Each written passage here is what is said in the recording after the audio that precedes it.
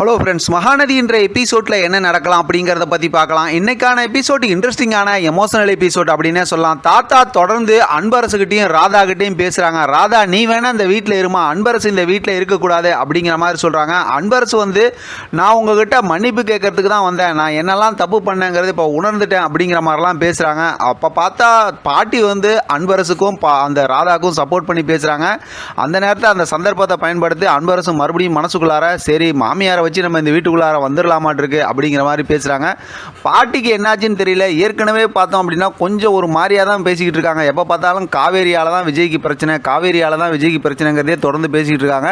இப்போ அன்பரசு வந்து அந்த விஷயத்தை தான் மனசுக்குள்ளார நினச்சிக்கிட்டு இருக்காங்க. ஆனாலும் தாத்தா வந்து, நான் என்ன தான் மன்னிச்சாலும் என் பொண்ணுக்காண்டி விஜய் மன்னிக்க மாட்டாங்க அப்படின்னு சொன்னதுமே இப்போ அன்பரசு அங்கேருந்து கிளம்பிடுறாங்க. ராதா பார்த்தோம் அப்படின்னாக்கா வீட்டுக்குள்ளார தான் இருக்கிறாங்க.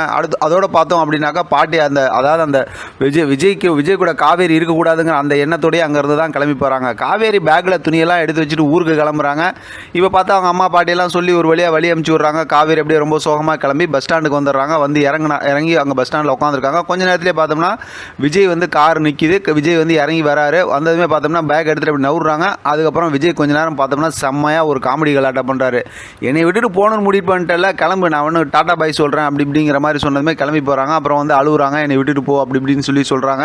இப்போ பார்த்தா கார்லேருந்து பின்னாடியே வெண்ணிலா இறங்குறாங்க. அப்போ தான் விஜய் சொல்கிறாரு, நீ என்னை விட்டுட்டு போகணுன்னு முடிவு பண்ணிட்டல, எல்லா விஷயத்தையும் வந்து வெண்ணிலா என்கிட்ட சொல்லிட்டாங்க. ஆமாம் அப்படின்னு சொன்னதுமே உடனே ஒரு ஃப்ளாஷ்பேக் ஓடுது. நம்ம ஏற்கனவே சொன்ன மாதிரி இன்றைக்கான எபிசோட் வெண்ணிலாக்கான எபிசோட் அப்படின்னே சொல்லலாம்.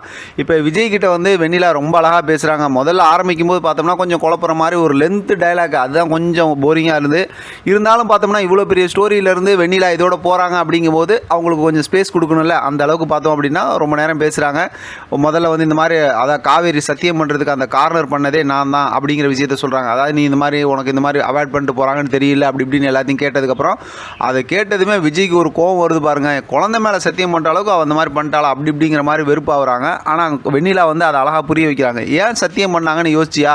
இவ்வளோ மேலே பாசம் வச்சுருக்காங்க, எல்லாத்தையும் விட்டுட்டு போனால், ஏன்னா என் புருஷனுக்கு எந்த பிரச்சனையும் வரக்கூடாது, என் புருஷன் அந்த பிரச்சனையிலேருந்து வெளியில் வரணும், அதுக்காக நான் என்ன வேணால் பண்ணுவேன் அப்படிங்கிற மாதிரி தான் நீ யோசிக்கணும். அதனால் காவேரி மேலே ரொம்ப பாசமாக பிரியமாக இருக்காங்க, உங்களை போய் நான் பிரிப்பேனாப்பா அப்படின்னு சொல்லிட்டு வெண்ணிலா வந்து ரொம்ப அழகாக சூப்பராக பேசுகிறாங்க. கடைசியில் அதெல்லாம் கேட்டதுமே விஜயும் பார்த்தோம் அப்படின்னா அப்படி சமாதானம் ஆயிடுறாரு. வெண்ணிலா அப்படி சிரிக்கிறாங்க. அப்படி ஃப்ளாஷ்பேக் முடிக்கிறாங்க. உடனே பார்த்தோம்னா காவேரியோட முகத்தை காட்டுறாங்க. விஜய் எல்லாத்தையும் சொல்லி முடிக்கிறாரு. அதோட பார்த்தோம்னா இன்றைக்கான எபிசோடு முடிச்சிருக்காங்க. ரொம்பவுமே அழகாகவும் சூப்பராகவும் எமோஷனலாகவும் இன்றைக்கான எபிசோட் முடிச்சிருக்காங்க. பார்க்கலாம் அடுத்து எப்படி இன்ட்ரெஸ்டிங்காக கொண்டு போகிறாங்கன்னு. நமக்கு தெரியும் அடுத்து என்ன அப்படிங்கிறது ப்ரோமோவில் ஏற்கனவே பார்த்தது தான். பார்க்கலாம் என்ன நடக்குதுன்னு. இதை பற்றின உங்களோட கருத்து கமெண்ட் பாக்ஸ் தெரியப்படுத்துங்க. தொடர்ந்து ஆதரவு கொடுங்க. தேங்க்யூ ஃப்ரெண்ட், தேங்க்ஸ் ஃபார் வாட்சிங்.